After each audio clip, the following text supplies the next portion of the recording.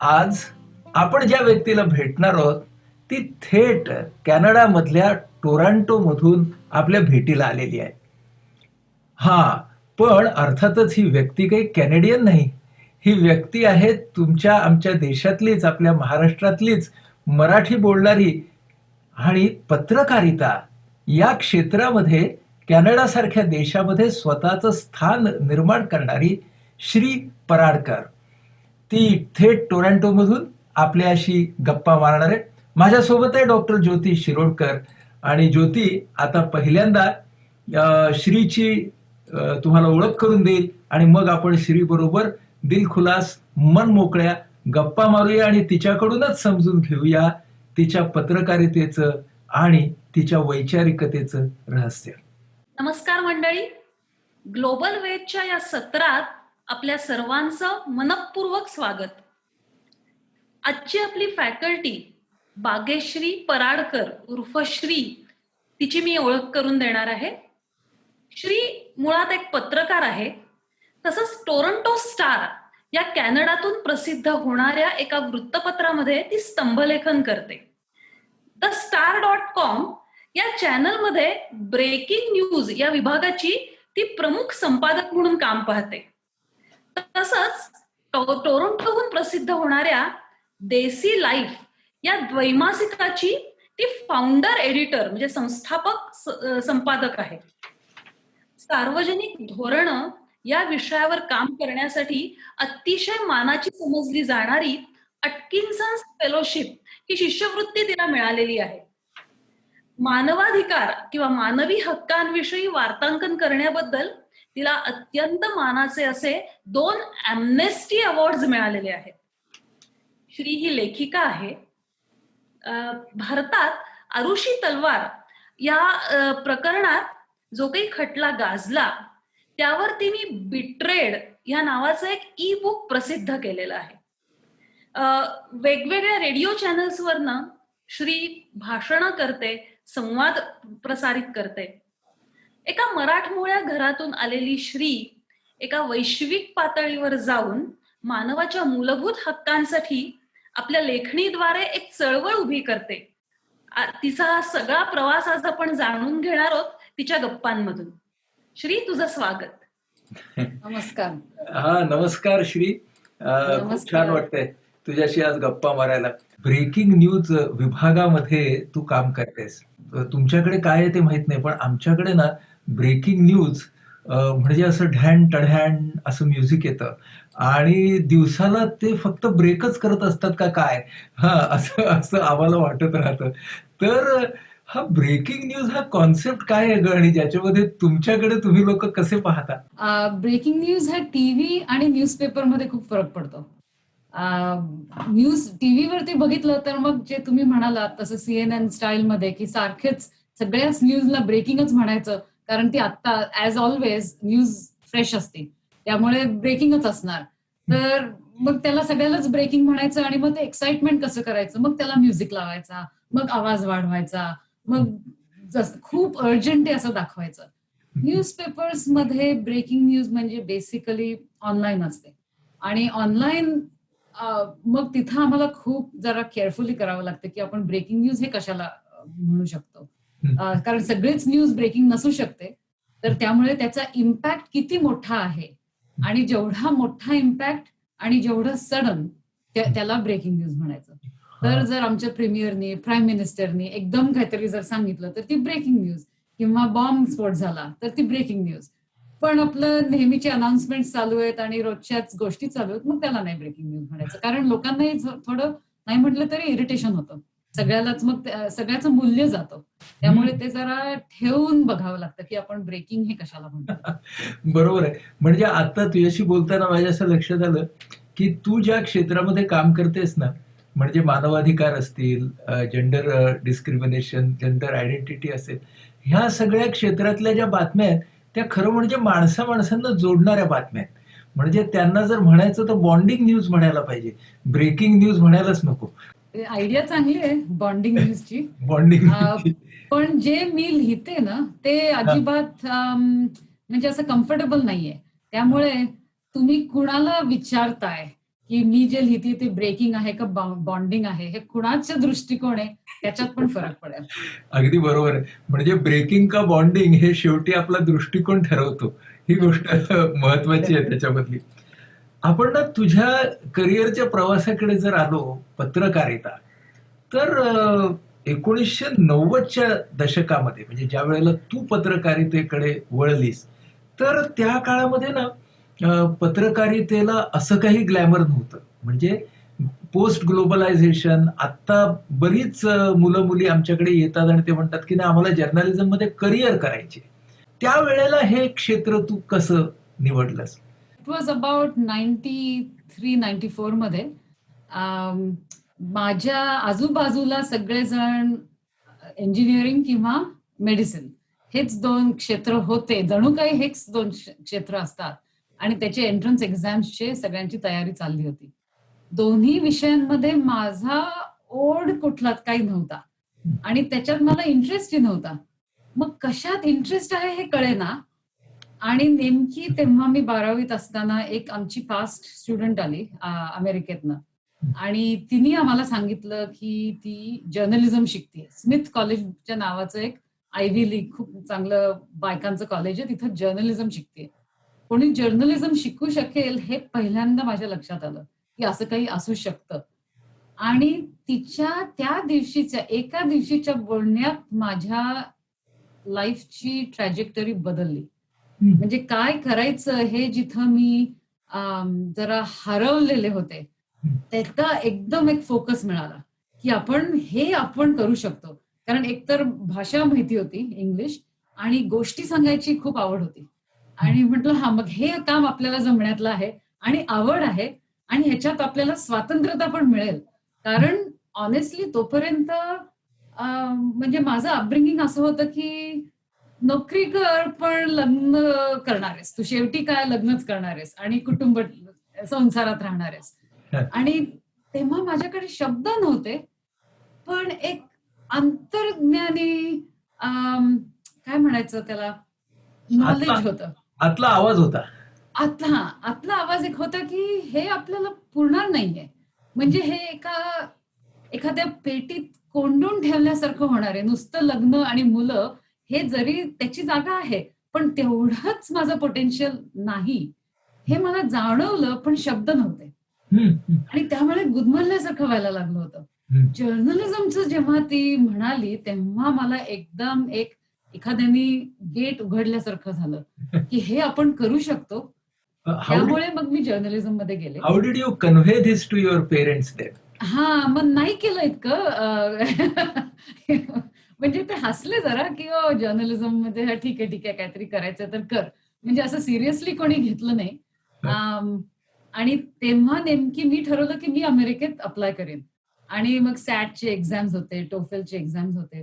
ते दिले आणि ते देण्यासाठी सुद्धा जरा डॉलर्समध्ये खर्च जास्ती होता.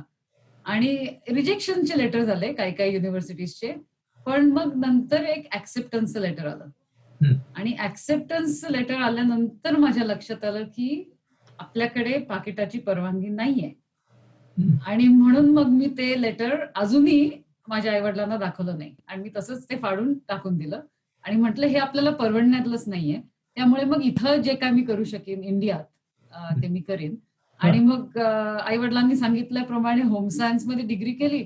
होम सायन्स नंतर म्हटलं नाही पण मला नुसतंच लग्न करून बसायचं नाहीये. अजूनही जर्नलिझम करायचंय म्हणून युनिव्हर्सिटी ऑफ पुणेमध्ये मी जर्नलिझम शिकले. पोस्ट ग्रॅज्युएट बॅचलर्स डिग्री आहे रानडे इन्स्टिट्यूटमध्ये. रानडे तिथं मी इन्स्टिट्यूटला. ते 1 वर्ष केलं हं, आणि बंगलोरला परत आले आणि मग टाइम्स ऑफ इंडियामध्ये नोकरी मिळाली.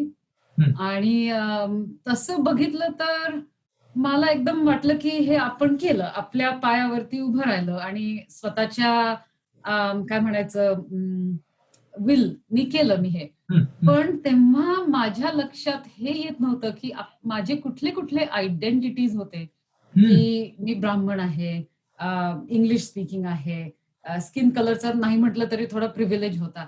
हे सगळं मला आयदर दिसलं नाही किंवा ओळखलं तरी त्याच्यात खोलाने विचार नाही उभा केला. तेव्हा नुसतंच असं वाटलं की आपल्या श्रमाने आपण पुढे आलोय. पण खरं म्हणजे हे बाकीचे पण आयडेंटिटीज होते हे तेव्हा लक्षात नव्हतं आलेलं. एक मला सांग, की तू जेव्हा जर्नलिझममध्ये प्रत्यक्ष काम करायला सुरुवात केलीस, से ऑन द फील्ड आणि हो, तुझ्या डोक्यातली जी जर्नलिझमची कल्पना तोवरची होती, तर हो. याच्यामध्ये काय बरोबर होतं आणि कशामध्ये गॅप होती? माझ्या मनात इतका विचार नव्हता आधी फ्रँकली स्पीकिंग. तेव्हा मला नुसतं वाटलं होतं की आपण गोष्टी सांगायच्या आहेत आणि लोकांची मदत करायची आहे. हं, आणि जेव्हा गव्हर्नमेंटची अकाउंटेबिलिटी ठेवावी लागते ह्याच्यासाठी सिनियर लोक भरपूर आहेत. पण हं, आपण आता सध्या लोकांची मदत करायची एवढंच कळलं होतं. पण मग एकदम पेज 3 सिच्युएशन झाली. तसं एकदम मग लाईफ थोडं बदलून गेलं. म्हणजे ग्लॅमरस होऊन गेलं. त्याच्यात मी टाइम्स ऑफ इंडियामध्ये होते, फेमिना मॅगझिनमध्ये होते. मग तेव्हा ते मिस इंडियाज ब्युटी पॅजंट्स होते. आणि एक तोपर्यंत जे माझं अपब्रिंगिंग शेल्टर्ड होतं, त्याच्याऐवजी एकदम उघडलं आणि जे मला वाटायचं, की बाई-पुरुष सगळे एकत्र एकाच लेव्हलचे असतात, त्याच्यात तसा काही फरक नसतो. ते मला वेगळं जाणवलं, की जेव्हा म्हणजे पुरुषांची नजर बाईवरती कशी असू शकते, हे पहिल्यांदा मला हं, तिथे एक्सपिरियन्स झाला आणि त्या नजरेत पॉवरचा जो अ, काय म्हणायचं त्याला असंतुलन असतो. हं, हं, तो त्या नजरेत असतो, हे मी जाणवलं तिथं. आणि हं. जे मी बोलतेय ते माझं शरीर पण बोलत असतं. फक्त माझ्या कानाच्या मध्ये जे काय आहे, तेवढं न बोलता बाकीचं पण सगळं बोलत असतं. कारण केवळ मी बाई म्हणून. हं, हं.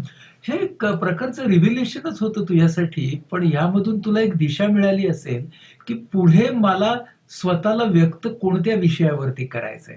बरोबर? खरं लहानपणापासूनच होतं तसं म्हणजे फेमिनिझम बद्दलही होतं आणि रेसिझम बद्दलही होतं खूप. कारण तेव्हा आपण क्रिकेट मॅचेस बघायचो आणि वेस्ट इंडियन लोकं असायची आणि तेव्हा बोलताना आजूबाजूचे सगळे "ओ माकड आलं" असं म्हणायचे. वाईट वाटतं मला आता रिपीट करताना पण.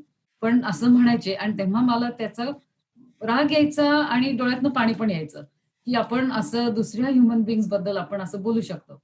पण तेव्हा जरी मी जर्नलिस्ट झाले, तरी माझ्या ह्या इमोशन्सना आणि जर्नलिझमचा जोड असेल, हे माझ्या आधी लक्षात आलं नव्हतं. हं, पण हं, अत्याचार आहे एवढं लक्षात होतं. हं, त्या अत्याचाराबद्दल मी काय करू शकीन, हे मला कळलं नव्हतं. हं, हं, तर त्यामुळे एक पॅरलल चाललेलं होतं. हं. तो सिंगापूरचा स्टिंट जो होता ना, म्हणजे भारत आणि कॅनडा ह्याच्यामध्ये एक सिंगापूरचा स्टिंट होता. त्याच्यामधून नेमकं तुला काय-काय गवसलं? तर भारतात मी बघितलं, की जर्नलिझम म्हणजे फ्रीडम भरपूर आहे, पण रिस्पॉन्सिबिलिटी जरा कमी आहे. म्हणजे आता मी मागे वळून बघते तेव्हा, की तुम्ही काही बोलू शकता किंवा असं कोर्टात घेण्यातलं कोणी नाहीये तुम्हाला आणि पुष्कळदा प्रॉफिट हा मोटिव्ह होता जर्नलिझमचा. म्हणजे प्रॉफिट सगळ्याच कंपनीजचा असतो मोटिव्ह, पण थोडा काय म्हणायचं इम्पोर्टंट जास्ती होता, की म्हणजे मॉनिटरी रिझन्स, की तुमचा जर एडिटर किंवा पब्लिशर त्यांचे जर काही रिलेशनशिप्स असतील, की जे त्यांना पाळायचेत, तर मग तुम्ही त्या कंपनीजबद्दल लिहू पण शकत नाहीत. किंवा जर ते कंपनीज मोठे ॲडव्हर्टायझर्स असतील, तर जरा सांभाळून करावं लागतं. अ, पण जर कुणाचा राग असेल, तर त्यांच्याबद्दल तुम्ही काही लिहू शकता. तर हे जे थोडंसं रिस्पॉन्सिबिलिटी कमी वाटली मला. सिंगापूरला मी गेले तेव्हा उलटं होतं, की सेन्सरशिप जी मला वाटायची, की सिंगापूरमध्ये फ्री नाहीये, फ्री फ्री प्रेस नाहीये, ते काही लगेच दिसलं नाही मला.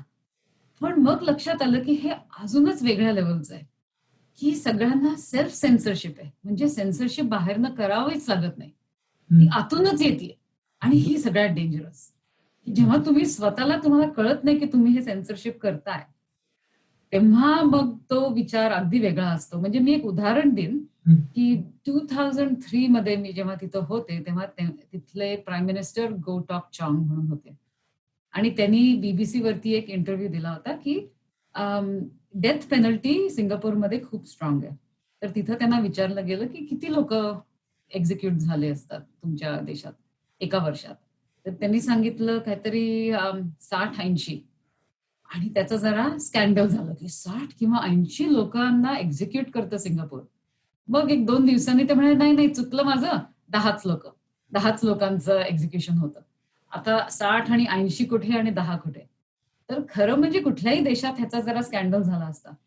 पण तिथे न्यूजपेपरमधली एक माझी कलीग म्हणाली, "हे स्कॅन्डल करण्यासारखं या वेस्टर्न लोकांना काय प्रॉब्लेम आहे? हे प्राईम मिनिस्टर आहे. प्राईम मिनिस्टरच्या डोक्यात भरपूर थिंग्स असतात. त्याच्यात त्यांचं चूक झाली." पण अरे असेल, पण त्यांना डिफेंड करणारे जर्नलिस्टचं काम नाहीये. प्राईम मिनिस्टरला डिफेंड करणं हे जर्नलिस्टचं काम नाहीये.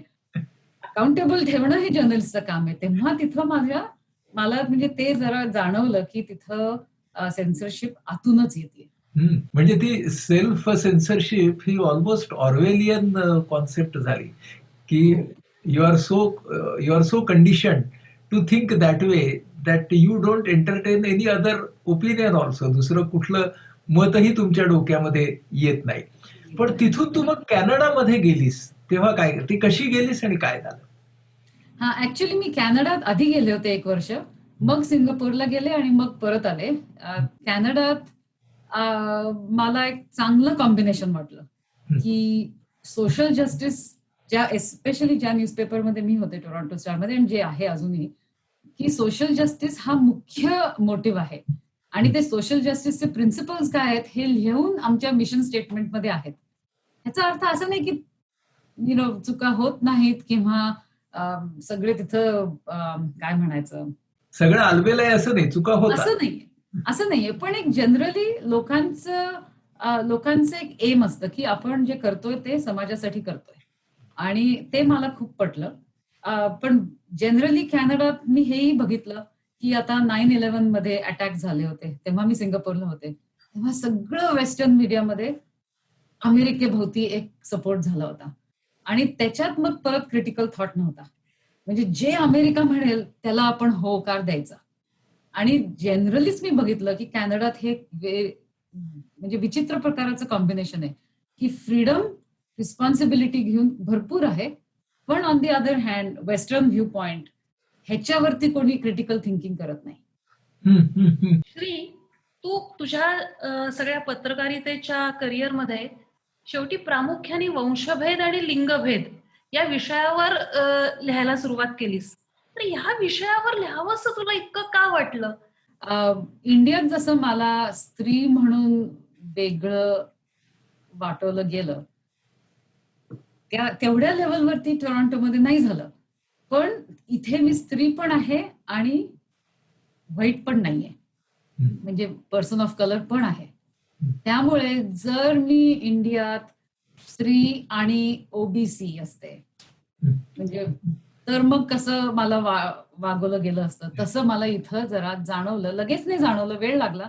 कारण इथं इतकं डायरेक्टली बोललं जात नाही, म्हणून वेळ लागतो. कारण आधी आपल्याला वाटतं की आपण सगळे सामान्यच आहोत आणि जरा वेळाने मग ते दिसायला लागतं, की एस्पेशली ज्या फील्डमध्ये मी आहे, तिथे त्यांना इमिग्रंट्स लागत नाहीत.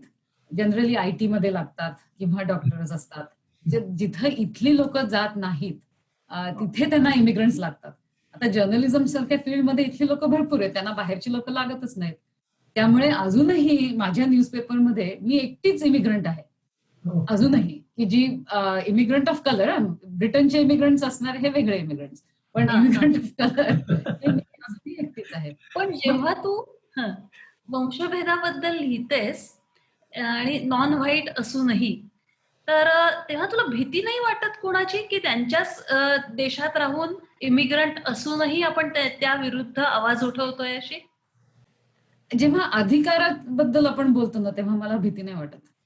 जर मला स्वतःसाठी काहीतरी मागायचं असेल तर मग मे बी थोडंसं मला भीती वाटू शकेल. पण अधिकाराचं जेव्हा आहे तेव्हा नाही वाटत. दुसरं म्हणजे हे खरं व्हाईट लोकांचा हा देश नाहीच आहे. इथे जे इंडिजिनस लोक राहतात त्यांच्यावरती हे कॉलनाइज करून आलेले आहेत. त्यामुळे त्यांनाही हक्क नाहीये असं सांगायचं की इथे ते जे म्हणतील तसंच त्यांचं वर्चस्व आहे, हे म्हणायला त्यांचाही हक्क नाहीये. त्यामुळे मॉरली सुद्धा त्यांची पोझिशन ती चुकीची आहे. आणि दुसरं म्हणजे मग माझ्यातही तो बदल झालेला आहे, माझ्याही कळण्यात, की इंडियात सुद्धा राहून आपलं कसं म्हणता येईल, म्हणजे गुलामगिरीची मेंटॅलिटी होऊन जाते. कारण आपल्यावर सुद्धा जेव्हा ब्रिटिशांचं राज्य होता, तेव्हा आपण अ, ते गेल्यानंतर ते गेले, पण अरे रेल्वेज तरी दिले आपल्याला, आपल्याला बाकीचं तरी चांगलं झालं, असं आपण म्हणायला लागतो आणि आपल्या मनातच मग आपण त्यांना कुठेतरी थोडं सुपिरियर मानायला लागतो. हं. की अरे ते बघा आता योगा, अमेरिकन लोक योगा करतात म्हणजे वा वा वा, त्याला काय फरक पडतो, अमेरिकन करतात का आफ्रिकन करतात, पण आपण पण त्यांना ते मूल्य त्यांचं वाढवलेलं असतं. हं, हं. त्यामुळे मग मी माझ्या मनातलं मग ते जाणवून मी आधी माझं ते तोडलं आणि मग मला नाही भीती वाटत, कारण मूल्यमध्ये माझं, त्यांचं आणि आफ्रिकन कनेडियन मध्ये काहीच फरक नाहीये. एक ना तुझ्या जीवनामध्ये या सगळ्या विषयामधली दाहकता तुला कळावी असा काही प्रसंगही घडला की ज्याच्यामुळं तू या सगळ्याकडे एका वेगळ्या दृष्टीनं पाहायला लागलीस. गोरे, काळे, अगदी लहान मुलांच्या पर्यंत हा वंशभेद, वर्णभेद कसा पोहोचलाय याचेही तुला काही अनुभव आले. तेव्हा माझी मुलगी 6 वर्षाची होती. आता झाले 4 वर्ष. आणि एक दिवशी ती घरी आली आणि तिने सांगितलं, की माझा एक खेळ जो मी आज शाळेत घेतला होता तो हरवलाय. पण मला नाही वाटत, की अमेलियानी तो घेतलेला आहे. अमेलिया हे मी तिचं खरं नाव नाहीये, पण तिला प्रोटेक्ट करण्यासाठी म्हणून मी हे नाव वापरलं. काल्पनिक. तर म्हटलं, "अमेलिया कोण?" तर ती म्हणे, "नाही, एक खूप वाईट मुलगी आहे आमच्या शाळेत. ती इतकी वाईट आहे, की तिच्या आईने पण तिला सोडून टाकलंय." आणि तिला आमच्या टीचरांनी सांगितलं, की "you have a history of stealing." History of stealing, चोरीची हिस्ट्री ऑफ हिस्ट्री स्टीलिंग. आहे. हा. तर हिस्ट्री ऑफ स्टीलिंग म्हटल्यावर माझा अँटेना वर गेला. म्हटलं हिस्ट्री ऑफ स्टीलिंग म्हणजे ही ब्लॅक असणार. कारण नाहीतर व्हाईट मुलांना जनरली स्टीलिंग हे इतकं हिस्ट्री ऑफ स्टीलिंग म्हणण्या इतकं मी तर कधी ऐकलं नव्हतं. म्हणून मी माझा फोन काढला आणि व्हिडिओ घेतला माझ्या मुलीचा आणि मी तिला सांगितलं, "तू मला पहिल्यापासून सांग." तर तिने मला हे सांगितलं, की "ही मुलगी फार वाईट आहे, असं करती, तसं करती, कात्री घेऊन पळती." आणि आमच्या टीचरनी आम्हाला सांगितलं, की "ही इतकी वाईट आहे, की तुम्ही तुमच्या आई-वडिलांना सांगा. म्हणजे तुमचे आई-वडील आपल्या प्रिन्सिपलांना सांगतील. मग ते हिला आपल्या शाळेतनं काढून टाकतील. म्हणजे मी तुमच्यावरती परत फोकस करून बोलू शकेन." हो. आणि त्याचा मला इतका संताप नाही आला, राग आला आणि इतकं वाईट वाटलं, हं, हं. की एका 6 वर्षाच्या मुलीला तुम्ही आत्तापासनं असं ह्या नजरेने बघायला लागलात, तर ती पुढे जाऊन काय करणार आहे? आणि आपल्या शाळेत जिथे फेअरली म्हणजे असे किती लोकं होते तेव्हा 200 मुलं होती शाळेत आणि 200 मुलांमधले मोस्टली अपर मिडल क्लासची मुलं आहेत. तिथं जेव्हा एक मुलगी येतेय, की जी बॅकग्राऊंड तिची जरा फायनान्शियली वीक आहे. पेरेंटली तिची आई ड्रग ॲडिक्ट होती आणि बाय द वे नंतर माझ्या कळलं, कारण मी त्या मुलीबरोबर फ्रेंडशिप केली आणि नंतर कळलं, की तिची जी बायोलॉजिकल आई आहे ती व्हाईट आहे. पण ह्या लोकांना कोणाला कळलं नाही. ड्रग ॲडिक्ट आई आहे म्हटल्यावर लगेच सगळ्यांच्या डोक्यात आई तिची ब्लॅक होती. हे पण स्टेरिओटायपिंग झालेलं होतं. आणि जेव्हा मी मुलीला भेटले आणि मग मी तिला सांगितलं, की "तू आमच्या मुलीशी खेळ." तेव्हा माझ्या मुलीला पण तिच्या मैत्रिणीने सांगितलं, की "तू जर तिच्याशी खेळलीस तर आम्ही तुझ्याशी खेळणार नाही." आणि मग माझ्या मुलीला मी सांगितलं, की "हे तू मी सांगतेय म्हणून अजिबात करायला जाऊ नकोस. तू तुझे रिलेशनशिप्स मॅनेज कर. मी तिला सेपरेटली बाहेर घेऊन जाईन." कारण माझ्यामुळे मग मला ते बॅलन्स करावं लागलं, की काय करायचंय. तर माझी मुलगी म्हणाली, "नाही, मी खेळीन तिच्याशी." आणि मग एकदा तसं बोलताना मी अमेलियाला एकदा एक 2-3 महिन्यांनी भेटले आणि मी तिला सांगितलं, "तू आज किती सुंदर दिसतीयेस." तिने मला काय सांगावं? "Do you mean I look white?" आणि मला इतका म्हणजे खळदिशी डोळ्यातनं पाणी आलं, की सौंदर्य म्हणजे रंग. आणि ते ते इतक्या लहान वयाला हिला कळलं, की जर तिला मग तिला असं नॅचरली आता वाढत असताना तिला असं वाटणार, की अ, आपण कुरूप आहोत. आणि का असं वाटतंय? अजिबात नाहीये. इतकी गोड मुलगी आहे.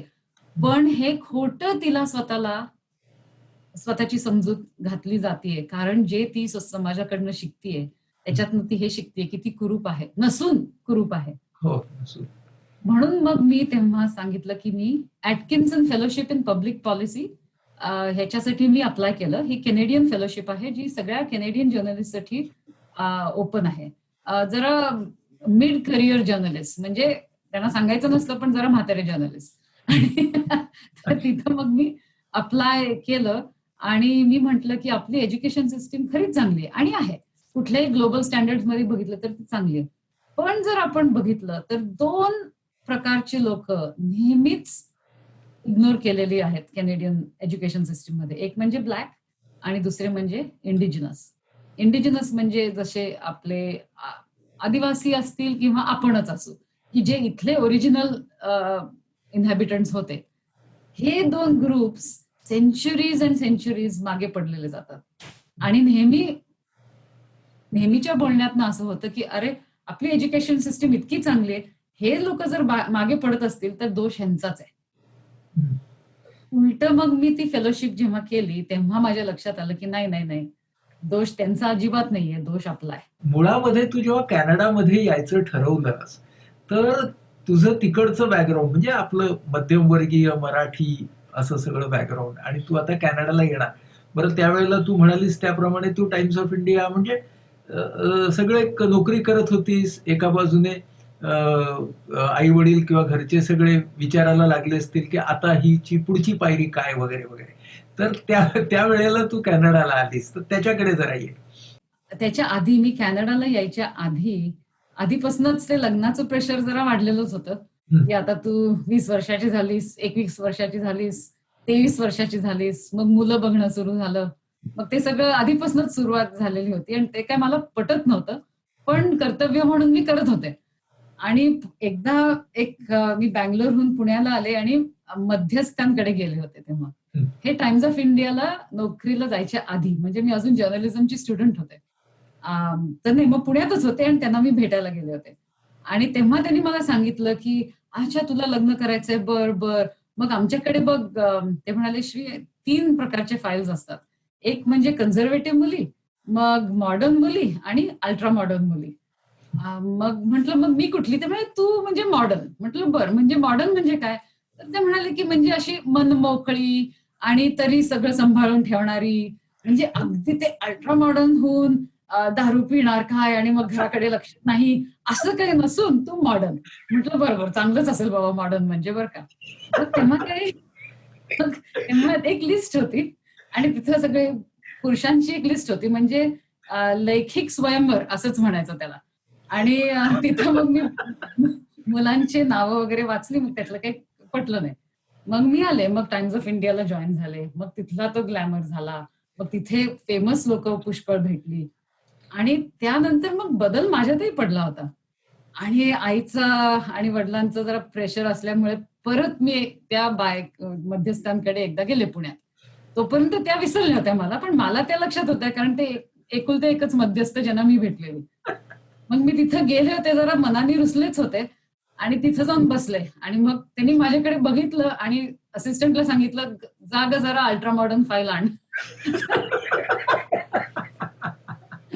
म्हणून मग तेव्हा मी कॅनडात यायचं ठरवलं. म्हटलं 1 वर्ष मला नुसतंच ऍडव्हेंचर करायला, 1 वर्षाची इंटर्नशिप मिळाली होती. तेव्हा सगळे म्हणाले होते की तू बघ, तुला तिथे कोणतरी भेटणार आहे. आणि मला लग्नाचं विरुद्ध होतं, म्हणजे मला लग्न हा प्रकार नको होता लाईफमध्ये. कारण मी सांगितल्यासारखं मला तो नेहमी एक तुरुंगासारखा किंवा पिंजऱ्यासारखा एक कॉन्सेप्ट वाटली होती तेव्हा. म्हटलं नाही नाही, मला कोणी भेटणार नाहीये.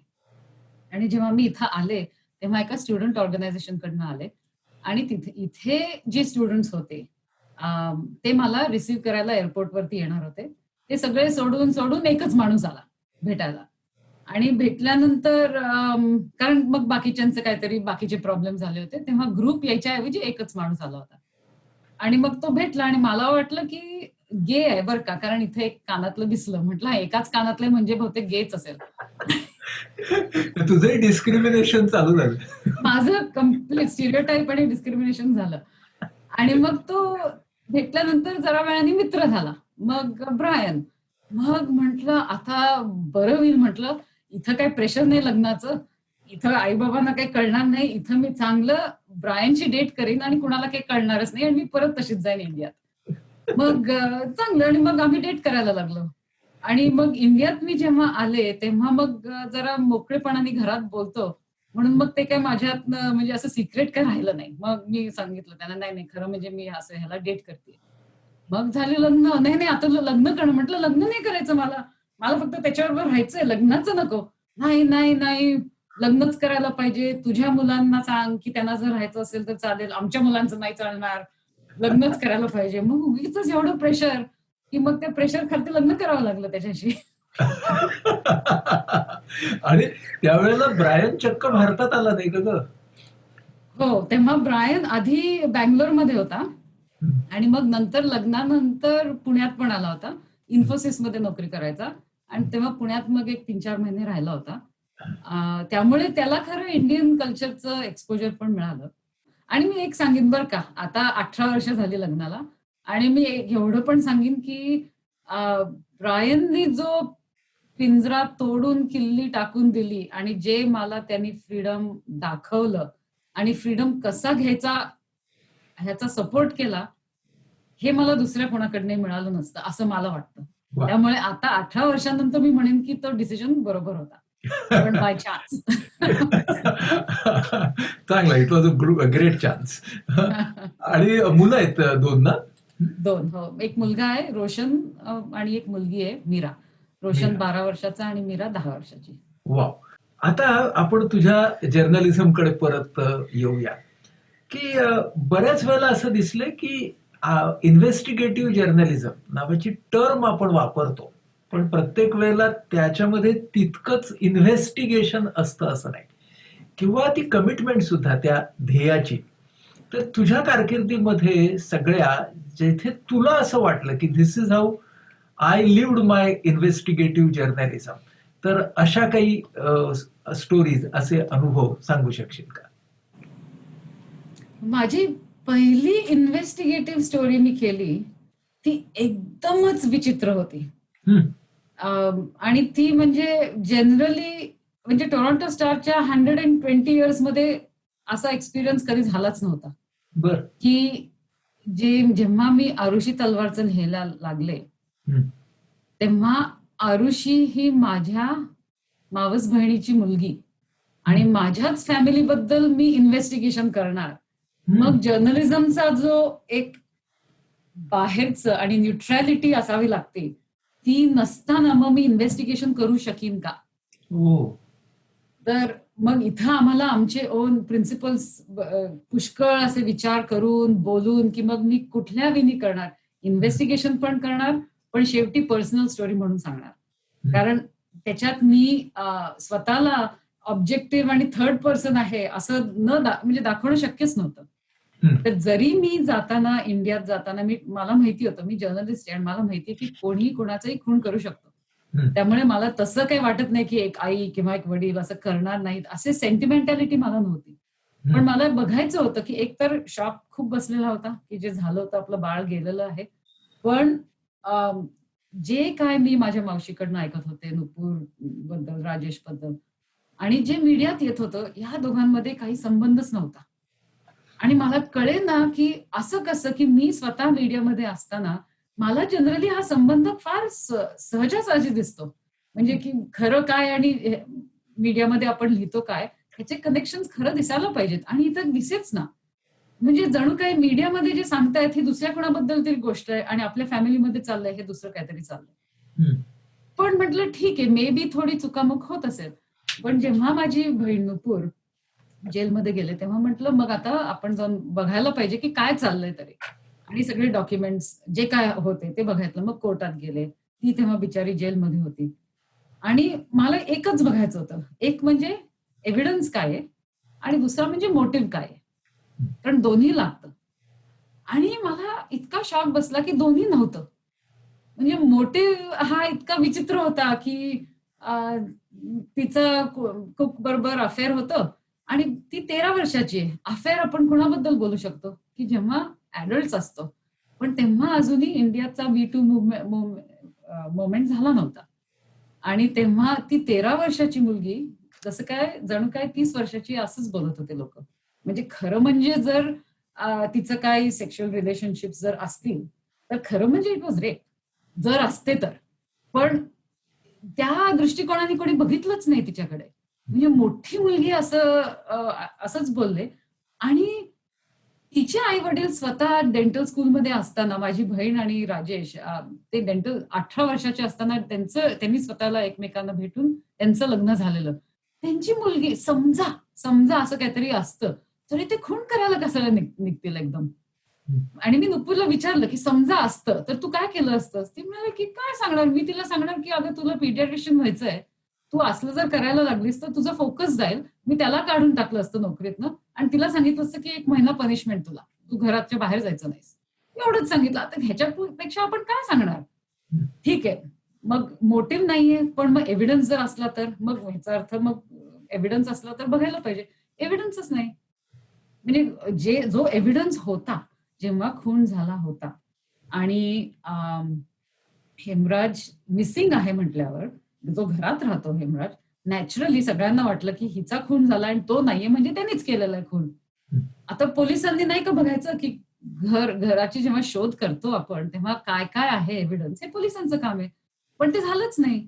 आणि उलट कोणी ज्यांना आत यायचंय त्यांनी यायचं, ज्यांना बाहेर जायचंय त्यांनी जायचं आणि चुकून ती बॉडी नेक्स्ट डे वरती सापडली. आता तोपर्यंत पोलिसांनी सगळ्या मीडियाला सांगितलं होतं की हो हे हेमराजनीच केलंय, ओपन आणि शट केस आहे. मग आता तुम्ही पब्लिकली असं सांगितल्यानंतर आणि आता तुमच्यावर एवढं क्रिटिसिझम आणि टीका चालू आहे की तुम्हाला बॉडी कशी सापडली नाही. मग आता मग राहिलेलं पॉसिबल सस्पेक्ट कोण? राजेश. मग त्यांनीच केलेलं आहे. मग ते खूप रिडिक्युलस व्हायला लागलं की त्यांच्या अंगावरती रक्त आहे, आरुषीच्या खोलीत खूप रक्त आहे, पण हेमराजचं रक्त आरुषीच्या खोलीत नाहीये. त्यांच्या कपड्यावरती हेमराजचं रक्त नाहीये. मग नाही ते डॉक्टर्स आहेत आणि त्यांना माहितीये की रक्त एखाद्याचं कसं काढायचं. कुठल्याच डॉक्टरला माहित नसतं की 2 रक्तांमधला एक माणसाचं रक्त कुठलं असेल आणि हे कसं काढायचं. कधीच माहित नाही कुणाला. नाही हे लोकं डेंटिस्ट आहेत म्हणून त्यांच्या घरी चाकू होता. अरे डेंटिस्टचं स्कॅल्पल ते एवढंसं असतं. ऋषीच्या बिचाऱ्याच्या मानेला जे गॅश होती ती एवढी मोठी होती गॅश आणि ह्याचे फोटोज मी बघितलेत. नाही आता त्यामुळे हे सगळं तू तुझ्या पुस्तकामध्ये लिहिलंच आहेस आणि आर्टिकलमध्ये लिहिलं हा आर्टिकल मध्ये लिहिलंस आणि आता हे आणि बिट्रेड मग पुस्तक. या नावाचं जे पुस्तक आहे या सगळ्यामध्ये तू लिहिलंस. आता मला हे कळतंय की हा जो एक बॅलन्स होता की एका बाजूला ते तुझ्या कुटुंबाचाही भाग होते, एका बाजूने तुला सत्य पण शोधायचं होतं की सत्य हे जे गुदमरलेलं आहे त्या सत्याला बाहेर काढायचं आणि it has to see the day light, the truth has to see the day light. मला जे आता यायचंय ते ह्याच बॅलन्सकडे की एका बाजूला भावना असतात आणि दुसऱ्या बाजूला एव्हिडन्स असतो, वास्तव असतं, फॅक्ट्स असतात. आणि जर्नलिझमला जर्नलिस्टला या दोघांचा एक बॅलन्सही ठेवावा लागतो की एका बाजूला मी फॅक्ट्स पासूनही कुठे बाहेर जाता कामा नये, पण एका बाजूने अप्रोप्रिएट इमोशन्स सुद्धा लोकांच्या पर्यंत पोहोचल्या पाहिजेत. मी एक म्हणेन की इतके पण वेगळे नाहीयेत इमोशन्स आणि फॅक्ट्स. म्हणजे आपण म्हणू की इमोशन आणि लॉजिक हे आपण असं शिकलेलो आहोत की हे काहीतरी फार वेगळे आणि एक्सक्लुझिव्ह आहेत. की जिथं लॉजिक आहे तिथं इमोशन नसू शकतं आणि इमोशन आहे तिथं लॉजिक किंवा फॅक्ट्स असू शकतात. पण खरं म्हणजे माझ्या अनुभवात ते दोन्ही लेयर्ड आहेत एकमेकांवरती. बरोबर. वेगळे नसून इमोशन्स मधनच ऍक्शन्स होतात आणि ऍक्शन्सचे तुम्ही फॅक्ट्स बघू शकता. पण त्यातला मागचा जर इमोशन कळला नाही तर मग तुम्हाला त्या फॅक्टचा अर्थ दिसत नाही. क्या बात. पुष्कळदा मी एस्पेशली ब्लॅक बायका किंवा ब्लॅक ट्रान्स लोकांचे जेव्हा अत्याचार होतात त्यांच्यावरती, युनिव्हर्सिटीमध्ये होतात, शाळेत होतात, लहान मुलांचे होतात, मग तेव्हा मी जे त्या गोष्टी लिहिते तेव्हा माझा सगळ्यात मोठा चॅलेंज हा असतो की मी जेव्हा गोष्ट लिहायला जाते, लोकांशी बोलते, त्यांच्याकडनं त्यांच्या गोष्टी ते माझ्यावरती ट्रस्ट करतात, भरोसा ठेवतात की त्यांची गोष्ट ते माझ्याकडे देत आहेत. म्हणजे इतकं ऑनर्ड, म्हणजे तो माझा मान असतो तो त्याच्यात. आणि ती गोष्ट मी घ्यायची, त्यांचे इमोशन्स घ्यायचे, भावना घ्यायचे आणि मग ते सगळे जे भावना माझ्यात येतात ते मी एकदम ओकून न टाकता माझे भावना साईडला टाकायचे आणि जे मी शब्द लिहीन हे जे वाचणारी लोक आहेत त्यांच्यात ती भावना यायला पाहिजे. ह्याच्यात मग मला स्वतःला जरा मागे ठेवावं लागतं, पण ते भावनांची, सगळ्यांच्या भावनांची सारखी जाणीव असावी लागते. वा वा. मला वाटतं तू खूप छान सांगितलंस की आपल्या म्हणजे आपल्या स्वतःच्या भावनांबद्दलचं एक भान किंवा एक जाण आपल्याला हवी, म्हणजे स्वतःचा इमोशनल अवेअरनेस हवा. त्यानंतर आपण जेव्हा ज्यांच्याबद्दल स्टोरी करतोय त्यांच्या भावनांची जाण आणि भान आपल्याला असायला हवं. त्याच्यानंतर जे वाचणार आहेत त्यांच्या भावनांची जाण आणि भान असायला हवं. आणि ह्या तिन्ही ज्या भावना आहेत त्यांना जोडणारं वास्तव आहे आणि ते जे वैचारिक भाग जो आहे त्यातला फॅक्ट्सचा भाग आहे तो मला आता अप्रोप्रिएट वर्ड्समध्ये म्हणजे अनुरूप अशा शब्दांच्या मध्ये पोचवायला पाहिजे. हे खरं म्हणजे सगळ्या जर्नलिझमचं, सगळ्याच पत्रकारितेचं हे फार महत्वाचं तत्व तू आम्हाला सांगितलंस, कारण तोच याचा गाभा आहे या सगळ्या पत्रकारितेचा. ह्याच्यामध्ये तुला जे अॅम्नेस्टी अवॉर्ड्स मिळाले ते काय होते, ते काय संदर्भातले होते ते जरा सांगशील आम्हाला? मी जेव्हा ॲटकिन्सन फेलोशिप केली तेव्हा मी पुष्कळ देशात गेले, इन्क्लुडिंग इंडिया. आणि इंडियामध्ये मी लखनौमध्ये गेले. तिथे एक शाळा आहे प्रेरणा म्हणून. त्या शाळेबद्दल जेव्हा मी लिहिलं तेव्हा त्या गोष्टीसाठी एक अवॉर्ड मिळाला, Amnesty media award for human rights reporting. ही शाळा काय आहे ते सांग जरा. शाळेचं मी सांगते. आणि त्याच शाळेत एक आम्ही मिनी डॉक्युमेंटरी केली. त्या डॉक्युमेंटरीच्या साठी दुसरा एक अवॉर्ड मिळाला अॅम्नेस्टीकडे. प्रेरणा शाळेचा माझ्यावरती खूप प्रगल्भ परिणाम झाला. ते मी म्हणेन की म्हणजे ते अजूनही माझ्या आत आहे ती गोष्ट, की माझ्या लाईफ लॉंग मी ती कधी विसरू शकणार नाही. ती शाळा एक अशी आहे की जिच्या देशात 8 करोड मुलं एलिमेंटरी स्कूल किंवा प्रायमरी स्कूल व्हायच्या आधीच शाळेतनं बाहेर पडतात. तिथे त्या देशात भरपूर इन्स्पिरेशनल स्टोरीज आहेत, की खूप लोक आहेत की जे काय म्हणायचं पूर लोकांसाठी मदतीसाठी शाळा उघडतात. पण प्रेरणा ही एकदम मला युनिक वाटली. आणि ती का? कारण त्या शाळेचा जो अप्रोच आहे तो आपण लोकांची मदत करतोय किंवा आपण त्यांच्यासाठी काहीतरी करतोय किंवा त्यांनी आपल्यासारखं व्हायला पाहिजे म्हणून आपण त्यांना एक थोडं हेल्पिंग हँड दान देतोय, अशी भावना नसून आपण सगळे एकत्र एकमेकांकडनं शिकतोय, आपण सगळे एकमेकांना मूल्य देतोय आणि आपण आपल्या कल्चरनी येतोय तशीच मुलं त्यांच्या कल्चरमध्ये येत आहेत. आणि तो मुलांचा कल्चर जो आहे तो पण एक साईट ऑफ स्टडी आहे, तो पण तेवढाच व्हॅल्युएबल आहे आणि तो आपल्या करिक्युलम मध्ये पण असला पाहिजे. हे जे मला तिथं दिसलं हे खूप युनिक आहे. आणि ही जी भावना आहे ना की मुलांचं कल्चरला ते एवढं महत्व देणं, हे मी बघितलं की जगभर जिथे जिथे चेंज झालेले आहेत आणि जिथे लोक सोल्युशन्स शोधतायत की आपल्या एज्युकेशन सिस्टीम मध्ये इम्प्रूव्हमेंट कशी करायची, हे सगळीकडे हा कॉमन होता. आणि तो मला ह्या प्रेरणा शाळेत दिसला. प्रेरणा शाळेत दुसरं म्हणजे एक खूप पायनियरिंग आहे, ग्लोबली पायनियरिंग कॉन्सेप्ट मी म्हणेन, की ड्रामा पेडागॉजी म्हणजे ड्रामामधनं फेमिनिस्ट कॉन्शियसनेस वाढवायचा. हे सगळ्याच विषयांमध्ये ते ड्रामा शिकून किंवा पोएट्री किंवा स्ट्रीट थिएटर कुठल्या तरी आर्ट ह्याच्यातनं ते मुलींचं सगळं करिक्युलम ते त्याच्यात करायचे. म्हणजे कसं की आता मुलींना जर आपण इझिली सांगू शकतो नाही म्हणा, कोणी तुला सांगितलं की लवकर करायचंय लग्न तर नाही म्हण सरळ त्यांना. पण नाही हे म्हणायला नाही म्हटलं तर त्याची एक दुसरी बाजू पण असू शकते की जी डेंजरस असू शकते किंवा त्याचं एक कॉस्ट खूप वेगळं असू शकतं. तर ह्या शाळेत मग ते म्हणतात की आम्ही आता त्या मुलींना मोलकरणींचं काम करावं लागतं. मग ते म्हणतात ठीक आहे आपण शाळा दुपारी 3 वाजता सुरुवात करायची, म्हणजे या मुली सकाळी मोलकरणीचं काम करू शकतील आणि मग इथे येऊ शकतील. मग शाळाच चेंज होते. असं नाही शाळेत होते की तू ते आता नोकरी सोड आणि मग इथं ये. मग तिथं शाळेत आले की जे जे विषय असतात, की उदाहरण अम, अम, कुठलाच शब्द आता मॅथमॅटिक्स, तर ती टीचर म्हणत होती की ते मॅथमॅटिक्स शिकवत होते.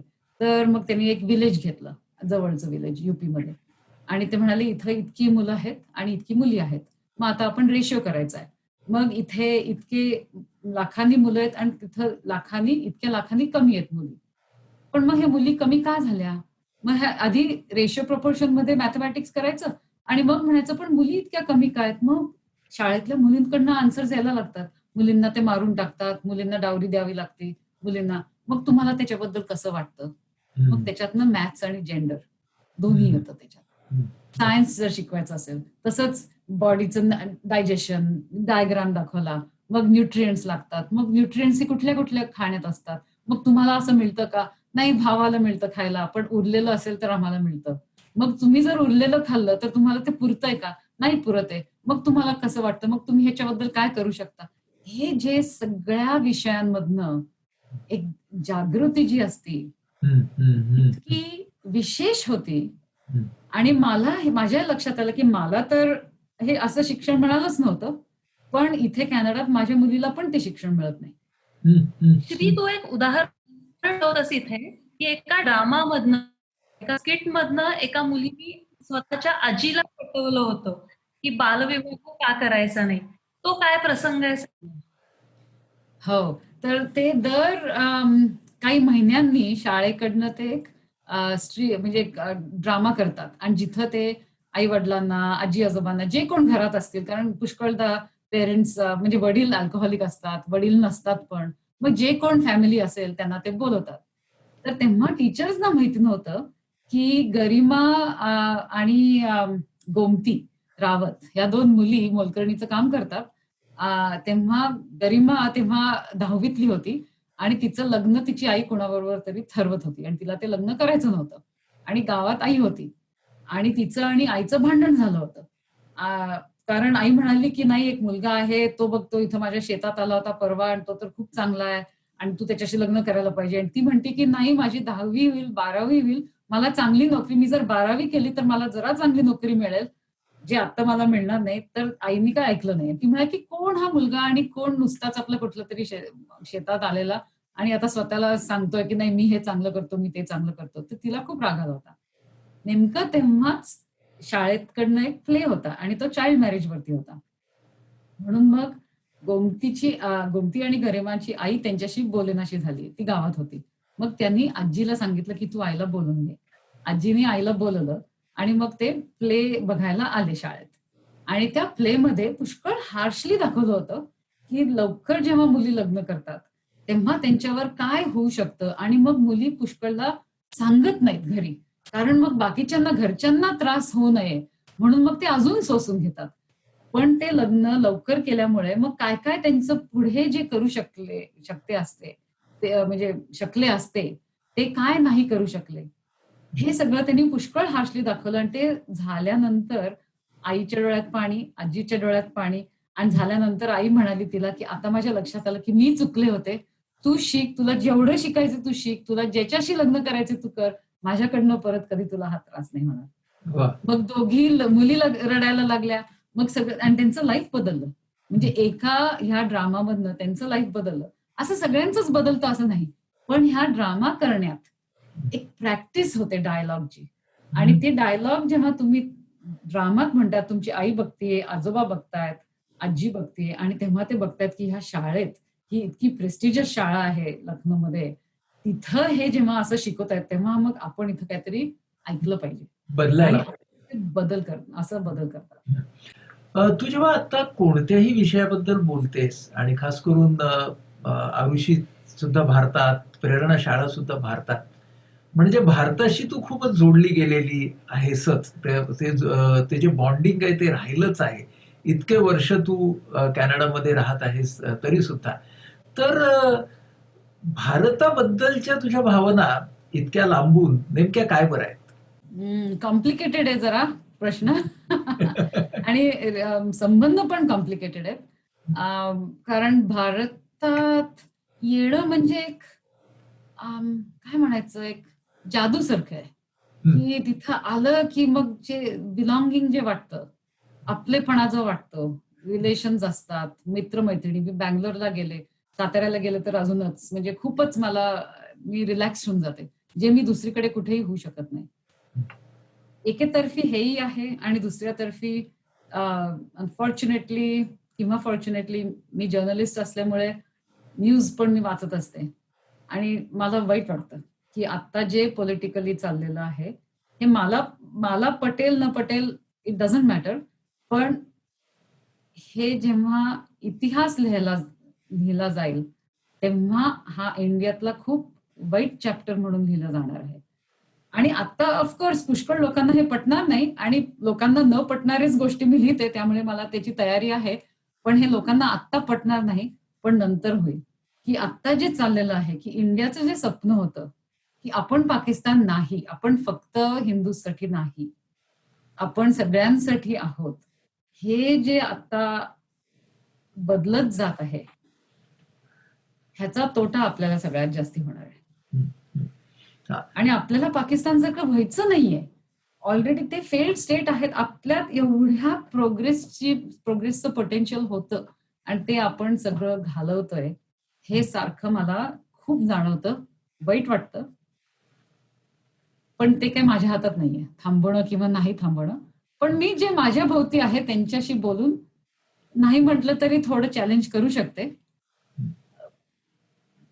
पण म्हणजे मला जरा पेसिमिझम वाटतं फ्रँकली. वाईट वाटतं सांगताना, पण पेसिमिझम वाटतं. बरोबर, बरोबर. म्हणजे तुला असं वाटतं, की ज्या काही भारताच्या किंवा भारताच्या संस्कृतीच्या म्हणून महत्त्वाच्या गोष्टी आहेत, उदाहरणार्थ सहिष्णुता आहे, उदाहरणार्थ स्वीकार आहे सगळ्यांचा. तर स्वीकार, सहिष्णुता या गोष्टी तुला जेव्हा कमी होताना दिसतात, तेव्हा तुला देशाबद्दलची सुद्धा खूप काळजी वाटते, असं आपल्याला म्हणता येईल. की हो. अशा तऱ्हेचा एक प्रकारचा जो एक मोकळा प्रवाह संस्कृतीमध्ये असला पाहिजे, तो कुठेतरी गुदमरतोय असा अनुभव तुला येतो. म्हणजे तू म्हणालीस ते बरोबर आहे, की तुझ्या अनुभवाशी लोकं जुळतील किंवा न जुळतील. म्हणजे कोणाला तो पटेल किंवा कोणाला तो नाही पटणार. परंतु तो एक अनुभव आहे आणि ते एक ऑब्झर्वेशन आहे आणि ते एका भारताबद्दल प्रेम असणाऱ्या व्यक्तीनं केलेलं ऑब्झर्वेशन आहे, जी लांबून पाहते. म्हणजे एका बाजूने आपली आहे, पण एका बाजूने लांबून पाहते. तर तिचं ऑब्झर्वेशन म्हणून हे निश्चितपणे आम्ही सगळ्यांनी विचारात घेणं ही गोष्ट फार जरुरीची आहे, असं मला वाटतं. तू जेव्हा एक प्रकारचं जीवन जगतेस ना, म्हणजे स्वतःच्या मतांबरोबर ठाम असणं. हां, त्याच्यानंतर जे विषय आपल्याला भिडतायत, ते विषय योग्य शब्दांमध्ये पण भिडवणं समोरच्या माणसाला आणि ह्या सगळ्यामध्ये एक प्रकारची कमिटमेंट आहे. एक निष्ठा आहे. ओके. आणि ही जेव्हा आपण एक प्रोफेशनल म्हणून निष्ठा घेतो, जर्नलिस्ट पत्रकारिता ह्या व्यवसायाची म्हणून एक निष्ठा घेतो, मूल्य घेतो. त्याचं कुठेतरी रिफ्लेक्शन, त्याचं प्रतिबिंब हे वैयक्तिक जीवनामध्येही पडत असणार म्हणजे नक्की. आणि त्याच्यातूनही कधी-कधी काही चॅलेंजिंगही सिच्युएशन्स निर्माण होत असतील. अ, बरोबर आहे? अनुभवाच्या आधी मी जरा माझं त्याच्याबद्दल एक विचार शेअर करीन, हो, कर. की तत्व असणं आणि तत्वानी जगणं ह्याच्यात खूप अंतर आहे. हं, तत्व असणं हे आपण शब्दांनी बोलू शकतो आणि शब्द काय स्वस्तच असतात किंवा फुकटच असतात.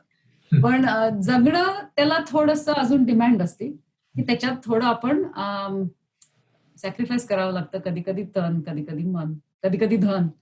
हं, अ, पण मी म्हणेन की तत्व असणं आणि तत्व जगणं सुद्धा थोडं लिमिटेड आहे.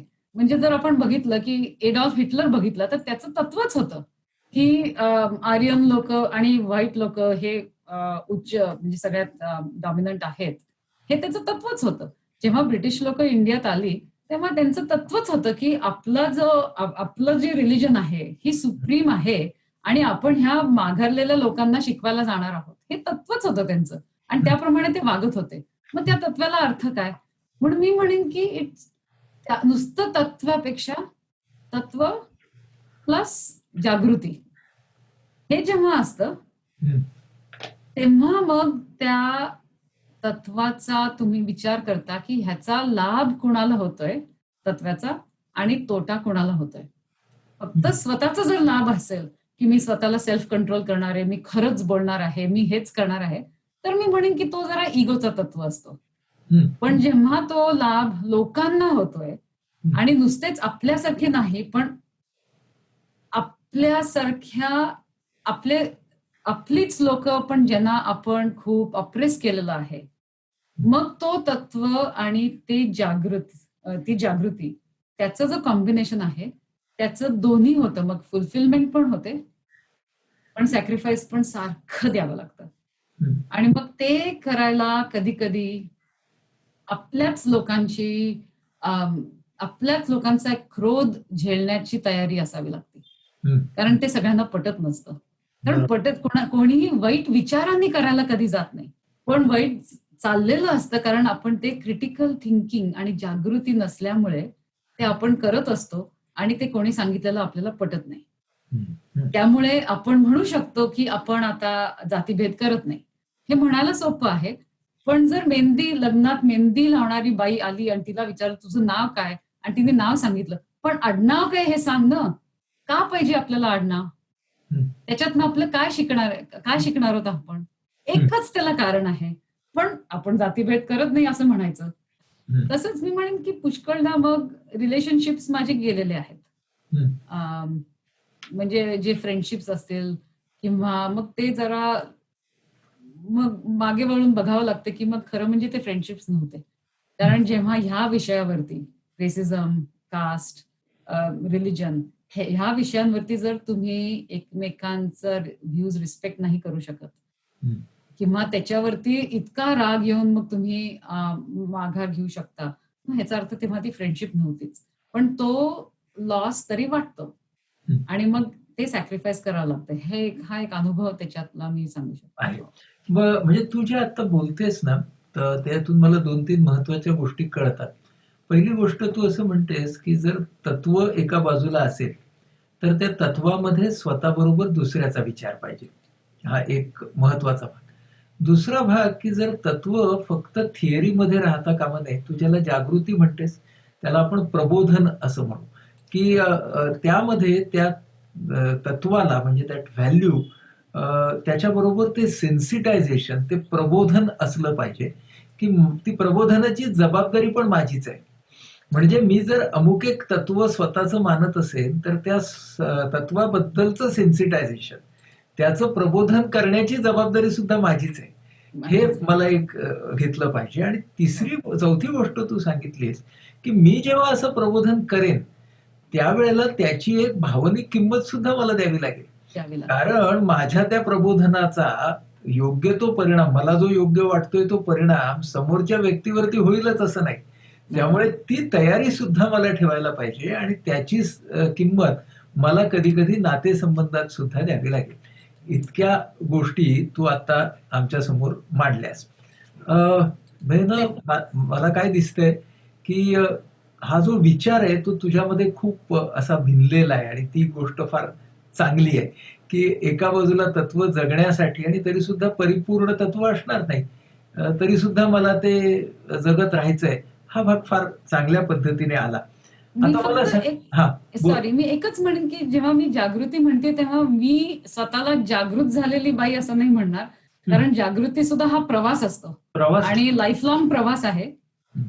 पण आणि दुसरं एक तुम्ही एक्झाम्पल सांगितलं आणि मला अजून एक सुचलं, तर की जेव्हा ते त्या तत्वाने राहायचं असतं, जगायचं असतं, तेव्हा मग जो लॉस होऊ शकतो तो प्रोफेशनली पण होऊ शकतो. एक मी रिलेशनशिपची एक्झाम्पल दिली, पण प्रोफेशनली सुद्धा असतो कंटिन्युअस. मी एक एक्झाम्पल देईन. मागच्या वर्षी आमची जी डेप्युटी प्राईम मिनिस्टर आहे, तिने मला आमंत्रण दिलं होतं ऑटोवाला यायचं, कारण कॅनडा आणि युके एक कॉन्फरन्स ठेवणार होते प्रेस फ्रीडम बद्दल आणि ते वेगळ्या लोकांना विचारत होते. एक राऊंड टेबल कॉन्फरन्स ठेवलं होतं आणि त्याच्यात ते विचारत होते की त्या कॉन्फरन्सचा शेड्यूल काय ठेवायचा.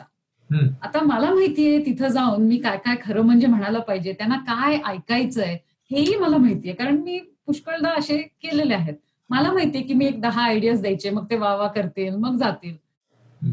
मग माझ्या मनात आलं की नाही, मी जर ह्या तत्वानी राहणार असेल, तर मग खरं जर मग मी जर बोलणार असेल, तर मी त्यांना काय सांगणार? आणि तिथं जाऊन मी सांगितलं, की आपण बाकीच्या देशांना सांगायला जाणार आहोत प्रेस फ्रीडमचा अर्थ काय? पण आपल्या देशात आपण नॉन व्हाईट लोकांना जर्नलिस्टमध्ये घेत नाही. आपण आपल्या देशात ब्लॅक लोकांना असं करतो. तुम्ही हे काय-काय डिक्लेअर करणार? की आपल्या स्वतःच्या देशात आपण इंडिजिनस लोकांसाठी, जर्नलिस्टसाठी तुम्ही हे जेव्हा डिक्लेअर करायला जाल, तेव्हा मग तुम्ही लोकांना सांगू शकता. मला माहितीये की त्यानंतर परत मला आमंत्रण मिळणार नाहीये. हं. मला तो तसा मान हवाय का? ऑफकोर्स हवाय. पण तो त्या मानाची किंमत काय? मग त्यापेक्षा परत मला कधी बोलू नका, पण मी तुम्हाला हे सांगून ठेवणार आहे, कारण हे तुमच्या आता रेकॉर्डमध्ये राहणार आहे आणि तुम्ही लाईफमध्ये परत कधी सांगू शकणार नाही, आम्हाला माहितीच नव्हतं. क्या बात है! क्या बात है! That is wonderful. मला असं आठवलं श्री, तुझ्याशी आता बोलत असताना, की आपण जेव्हा स्वातंत्र्य म्हणतो कुठल्याही तऱ्हेचं, तर त्या स्वातंत्र्याबरोबर येणारी जबाबदारी असते आणि स्वातंत्र्याला एक किंमत सुद्धा मोजावी लागते. ती जबाबदारी पेलत असताना एक किंमत सुद्धा मोजावी लागते आणि ते तुझ्या या सगळ्या प्रवासामध्ये फार चांगलं कळत आहे. डॉक्टर व्हिक्टर फ्रँकेल नावाचे एक सायकियाट्रिस्ट होते आणि त्यांनी man in search of meaning नावाचं एक फार चांगलं पुस्तक त्यांच्या सेकंड वर्ल्ड वॉरमध्ये ते कॉन्सन्ट्रेशन कॅम्पवरती होते त्याच्यात लिहिलं. नंतरच्या काळामध्ये ते जेव्हा अमेरिकेला यायला निघाले, म्हणजे अमेरिकन खंडाकडे यायला निघाले, USA आणि कॅनडा, तू पण त्याच देशात आहे, तर न्यूयॉर्कच्या जवळ त्यांची बोट जेव्हा आली तेव्हा त्यांनी पहिल्यांदा बघितला तो स्टॅच्यू ऑफ लिबर्टी, स्वातंत्र्य देवतेचा त्यांनी हे पाहिला, पुतळा पाहिला आणि ते असं म्हणाले की जर तुम्हाला या तुमच्या खंडाला पूर्ण करायचं असेल तर तुमच्या ह्या कोस्टवरती जसा लिबर्टीचा पुतळा तुम्ही उभारलाय तसा त्या कोस्टवरती रिस्पॉन्सिबिलिटीचा पुतळा उभारा. तर तर तुमचं हे जे खंड आहे उत्तर अमेरिका ते पूर्ण होईल. तर म्हणजे त्यांना असंच म्हणायचं होतं की एका बाजूने लिबर्टी आहे तर दुसऱ्या बाजूने रिस्पॉन्सिबिलिटी ही असली पाहिजे. There cannot be responsibility without there cannot be freedom without responsibility. हा मुद्दा सतत मला तुझ्याशी बोलताना जाणवतोय की एका बाजूला स्वातंत्र्य जपलं पाहिजे पण दुसऱ्या बाजूनं जबाबदारी पण आहे. कारण आपण जसं नेहमी म्हणतो की माझ्या नाकाचं स्वातंत्र्य संपतं जिथे दुसऱ्याचं नाक सुरू होतं, तर त्याप्रमाणे मला तो एक तोल सतत सांभाळत पुढे जायचंय आणि तो सुद्धा तुझ्यासारख्या प्रोफेशनमध्ये की जिथे तू जे लिहितेस, तू जे बोलतेस त्याचा प्रभाव हा इतरांवरती पडणार आहे. तो प्रभाव धरून ती जबाबदारी वाढते की असा जर प्रभाव पडणार असेल माझ्या अभिव्यक्तीचा, माझ्या एक्सप्रेशनचा, तर मी काय पद्धतीने ते केलं पाहिजे. तर हे सगळं करत असताना सुद्धा ती एक जीवनाबद्दलची निष्ठा आणि ते जे व्यक्ती म्हणूनची समानता आहे, ही व्यक्ती म्हणूनची समानता ही जपली पाहिजे. म्हणजे या सगळ्या तुझ्या प्रवासामध्ये मला असं दिसतंय की प्रत्येक माणूस हा अस्तित्वात आहे आणि म्हणून अस्तित्व हे एकच मूल्य आहे, म्हणून ते मूल्य घेऊन आपण त्याला एक आदर केला पाहिजे त्याचा. आणि पुढचे सगळे जे भेद निर्माण झाले ते सगळे भेद माणसाने निर्माण केलेले भेद आहेत, ते निसर्गाने निर्माण केलेले भेदच नाहीये. आणि हे खरं म्हणजे अतिशय साधं सत्य आहे म्हटलं तर. पण माणसाचे ज्या ज्या वेळेला स्वार्थी आणि आत्मकेंद्रित अशा प्रकारचे हेतू आले, हितसंबंध आले, तेव्हा माणसाने स्वतःच्या मर्यादित हितसंबंधांसाठी हे सगळे भेद निर्माण केले. पण त्याच वेळेला त्याच माणसाकडे वैचारिकता आहे आणि त्या वैचारिकतेचा एक भाग म्हणून लेखक निर्माण झाले, पत्रकार निर्माण झाले, सामाजिक कार्यकर्ते निर्माण झाले, प्रबोधन करणारे लोक निर्माण झाले, ज्यांनी पुन्हा ते भेद मिटवण्याचा आपापल्या तऱ्हेने प्रयत्न केला. आणि हा जो प्रयत्न आहे हा एका देशापुरता, एका संस्कृतीपुरता, एका खंडापुरता मर्यादित नाहीये. जगाच्या प्रत्येक कोपऱ्यामध्ये अशा तऱ्हेची समतेची ही चळवळ पुढे घेऊन जाणारे, त्यांच्या त्यांच्या पद्धतीने पुढे घेऊन जाणारे लोक आहेत. आणि मला असं वाटतं की श्री, तू या सगळ्या लोकांचं प्रतिनिधित्व करतेस. म्हणजे तू फक्त या पत्रकारांचंच प्रतिनिधित्व करत नाहीयेस, लेखकांचंच प्रतिनिधित्व करत नाहीयेस, तर संपूर्ण जगामध्ये एक मोकळा विचार जो समानतेवरती आधारित जायला पाहिजे. आपण वसुधैव कुटुंबकम असं म्हणतो, पण त्याप्रमाणे वागत मात्र नाही. तर या कोरोनाच्या निमित्तानं खरं म्हणजे आपल्याला ही संधी मिळालेली आहे की अरे अख्ख्या जगामध्ये कोरोना पसरलाय, सगळ्या जगाची अडचण आहे, तर आता अडचणीत तरी एकत्र व्हा. आणि रिस्पॉन्सिबिलिटी हा शब्द मी सतत वापरतोय, तर तो शब्द जर फोडला तर तो असा आहे की your ability to respond. So responsibility is nothing but your ability to respond. आणि त्याचा दुसरा भाग असा आहे की रिस्पॉन्डच्या बरोबर आपल्याकडे दुसरा एक चॉईस असतो, तो असतो रिॲक्ट. तर म्हणून आपल्याला नेहमी हा चॉईस ठेवायचा असतो की to react or to respond. आणि तुझ्या या संपूर्ण प्रवासामध्ये असं माझ्या लक्षात येते की तू स्वतःला सतत त्या रिॲक्शन पासून रिस्पॉन्सकडे आणतेस. पहिल्यांदा कदाचित आपल्या सगळ्यांच्या मनामध्ये ती कुठली रिॲक्शन येऊ शकते जी टोकाची असू शकते, ती आर या पार अशा पद्धतीची असू शकते. पण नंतर आपण आपली वैचारिकता वापरली, आपले अनुभव वापरले, अनुरूप भावना त्याच्यामध्ये घातल्या की आपण त्या रिस्पॉन्सकडे येतो. आणि म्हणूनच रिस्पॉन्सिबल जर्नलिझम म्हणजे काय हे एका नव्या पद्धतीने आज तुझ्याकडून आम्हाला सगळ्यांना शिकता आलं. आणि या सगळ्या प्रवासामध्ये तुझी एक प्रगल्भ झालेली जाणीव ही दिसली मला की एका छोट्याशा विश्वापासून संपूर्ण मानवता ही एक आहे.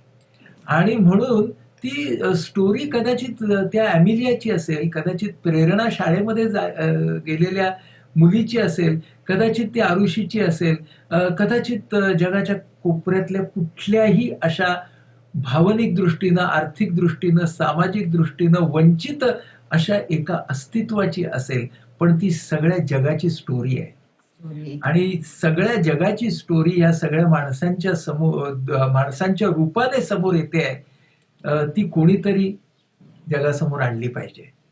आणि ती बऱ्याच वेळेला तुझ्या लेखणीतून, तुझ्या शब्दांमधून आमच्या समोर येते.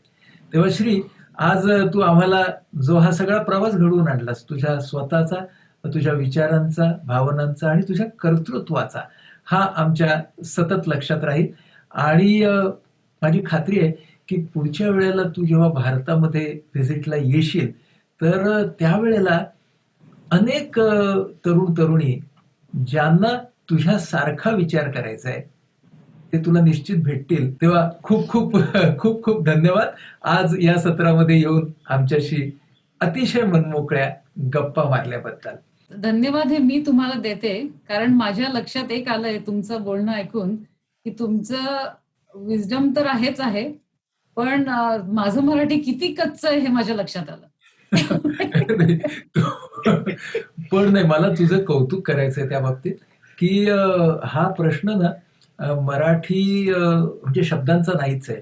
तो आपला हा जो संवाद होता ह्याच्यामध्ये तू ज्या पद्धतीने, ज्या कळकळीनं बोलत होतीस, ती कळकळ फार महत्वाची आहे. आणि भाषा ही शेवटी साधन आहे, आणि तरीही तू भाषा खूप सुंदर पद्धतीने वापरलीस. कारण भाषेचं व्याकरण, ह्याच्यामध्ये भावनेचं व्याकरण जुळणं महत्वाचं आहे. मग भाषेचं व्याकरण जरी इकडं तिकडं झालं तरी काही प्रॉब्लेम येत नाही. तेव्हा खूप खूप धन्यवाद. मित्र, ही होती श्री पराडकर, थेट टोरंटो मधून आपल्या सगळ्यांच्या घरी आलेली. तिचा तो मोकळेपणा, पण त्या मोकळेपणाच्या मागचे तिचे विचार, तिच्या चौरस अशा अनुभवातून तिने मिळवलेली जीवनदृष्टी, तिनं स्वीकारलेली एक जीवनशैली आणि त्या सगळ्यासाठी तिने दिलेली किंमत, हे आपल्या समोर आजच्या या ग्लोबल वेजच्या सत्रामध्ये आलं. माझ्याकडून आणि ज्योतीकडून खूप खूप शुभेच्छा. धन्यवाद. नमस्कार.